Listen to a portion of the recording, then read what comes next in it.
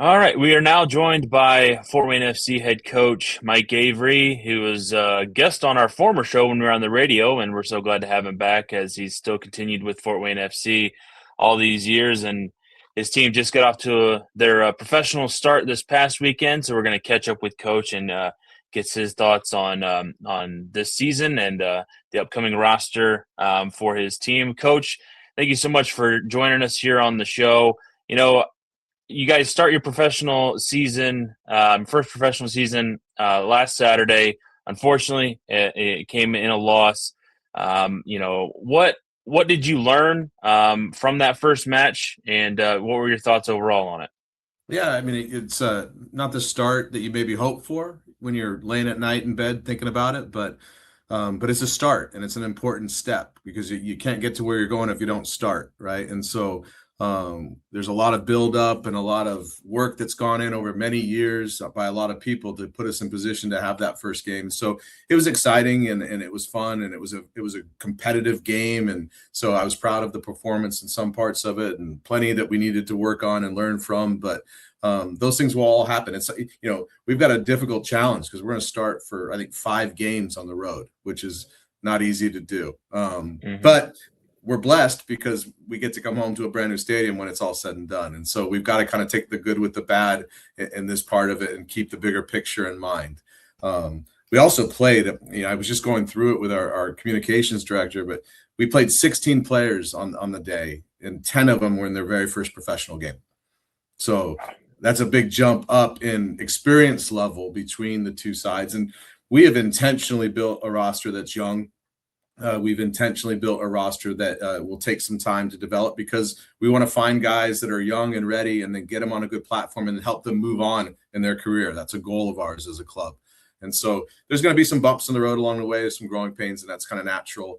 And we're just trying to enjoy it the best that we can.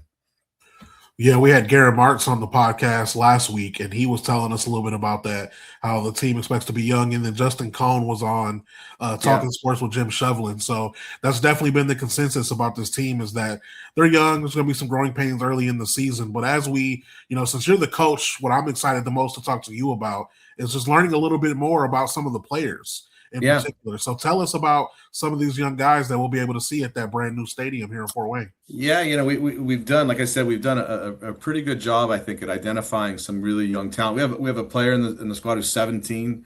We've got a couple of guys who are 19. We've got a whole host of players that are in that 22 to 23-year-old range that are just out of college.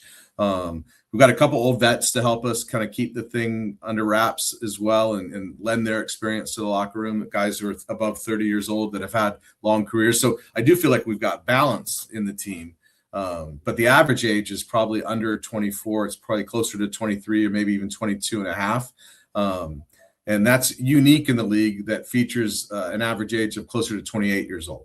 And so there's just a little different, I don't think it's a talent difference. I just think it's just an experience difference of how to manage your body, how to manage the environments, how to manage road trips, all the things that come with, being a professional athlete over a long period of time. But, we have, we could go through the list, but there's some really exciting young players in the team that we're excited to get rolling with. And they've got some adapting to do. Some of them are in America for the first time.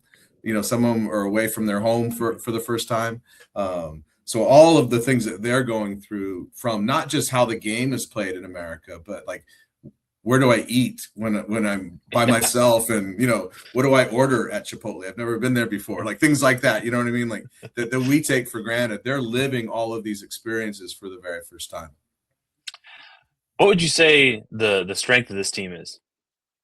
But I think we've done a good job at identifying guys who are capable of playing the way that we have typically played over the last 4 years. We're a team that values possession, that we can, keep the ball quite well. And so we have a lot of guys who are very technical, who are able to execute that which we're trying to do in terms of a tactical setup. And I think there's some exciting, athletic guys that can get forward and are, really interesting as they're going towards the opponent's goal.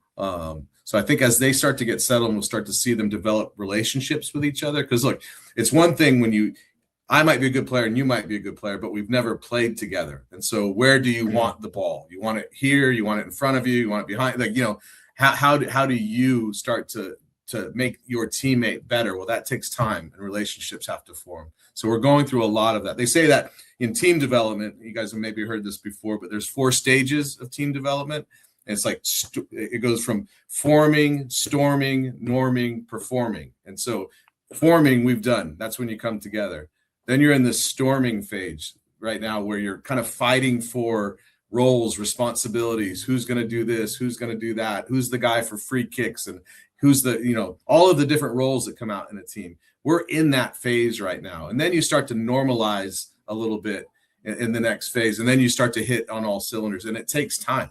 And so we've got to be willing to give it some time to develop and not get too excited about results, and maybe measure progress in other ways early on until we get settled. Because I think if we're able to just get better day in, day out over the course of a long season, we have enough talent in the room. I think we're going to like where we're going to end up. Yeah, so as I try to remember, as Bryce mentioned earlier, we talked to you at the beginning of your tenure with the Fort Wayne FC. So I believe this is year 6. It's 5 or 6. Yeah, it's a flash of time, whatever it is. It's going fast. Yeah. So not only are you got new players adjusting to this, but you're adjusting. I imagine there's an adjustment for you as a coach going up to the professional ranks. How's this adaptation been for you? Yeah, I mean, I think in some ways, I think that jump for me doesn't feel too big. And I don't want to be naive about it, and I don't want to dismiss it, because I'm excited about the opportunity to do it.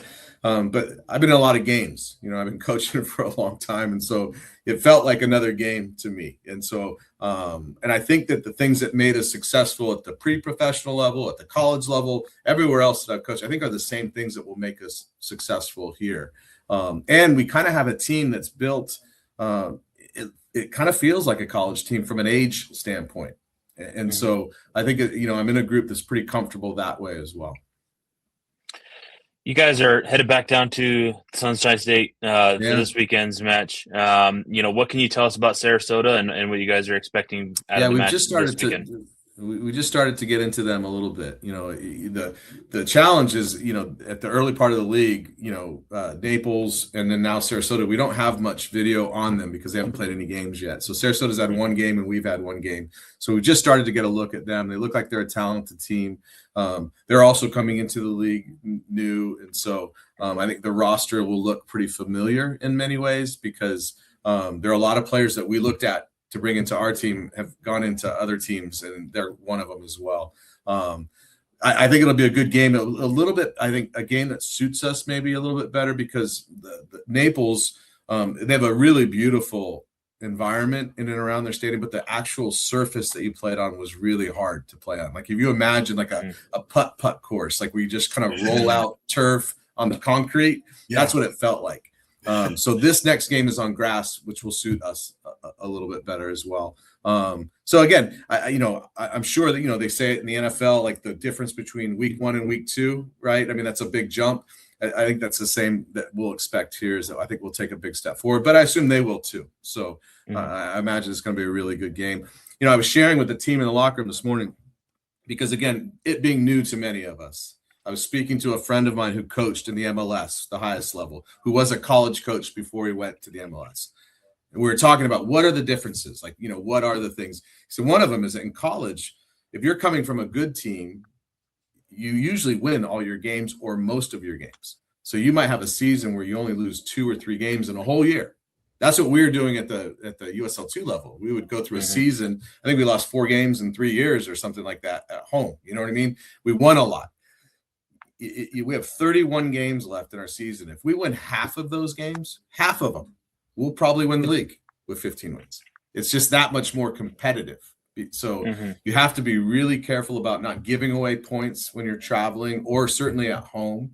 But you also can't get too excited about the result that just happened. You have to very quickly get on to the next game. And that's something that we're trying to get in the habit of now. We just got off the road on Sunday. The travel in this league, I'm going to tell you guys, is hellacious. It's like we ended at 10 o'clock. We got back to the hotel at 10 o'clock. We were on the bus at 3 o'clock in the morning to leave. And that was the time change day too, where you lose the hour, right? Yeah. And so So, and then you turn around, you go right back and do it again next weekend. And then as you get going in the schedule, there will be weeks where we do that and then have a game on Wednesday too. So you turn around, catch your breath, and figure out what time zone you're in, and unpack a bag and wash something and put it back in the bag and just go again. But that's what we all signed up for, and we have to enjoy that part of it too, because it's an adventure. And most people in life that started out playing the sport wanted to play at this level, and we actually have a chance to do it. So we're not going to complain about it. We're very lucky.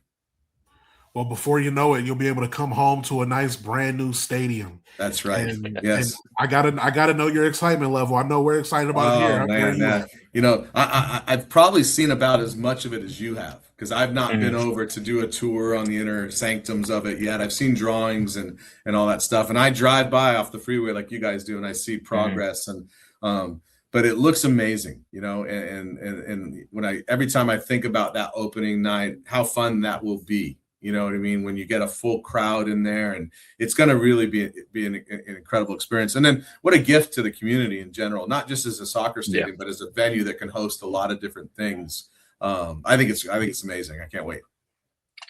Coach, I never even thought about it, but you guys have been playing on – you mentioned the surface that you played on last week, and you guys have been playing on turf at St. Francis for the last couple of years. What's going to be the surface at Fort Wayne FC? I don't think that's ever been mentioned. It's going to be the artificial turf as well. Yeah, I think because it's a multi-purpose venue, that makes a lot more sense. Yeah.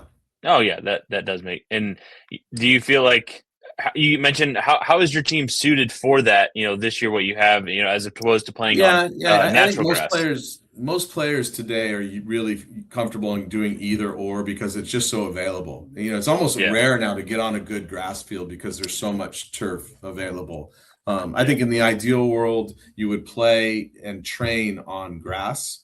But I do think that the quality of these artificial surfaces now, I think a good turf field is better than a bad grass field, right? Yeah. And so, what will be nice in our stadium, though, and it'll be a huge difference, is at St. Francis, which was a great host for us, as was Dwenger before that. We don't have to deal with the American football lines, and so because that's just it gets very busy and complicated when you're out on the field, and to watch too. I think the fans will enjoy seeing a game on a nice big open space. Yeah, that's true. That's head coach of Fort Wayne FC, Mike Avery, joining us here on the show. Coach, good luck this weekend. Good luck in the first few games of your season, and we can't wait to see you on May 2nd. Yeah, my pleasure, and I appreciate your guys' support. And anytime, give me a call. I'm always happy to hop on with you. Awesome. Will do, Coach. All right. Thanks, you guys.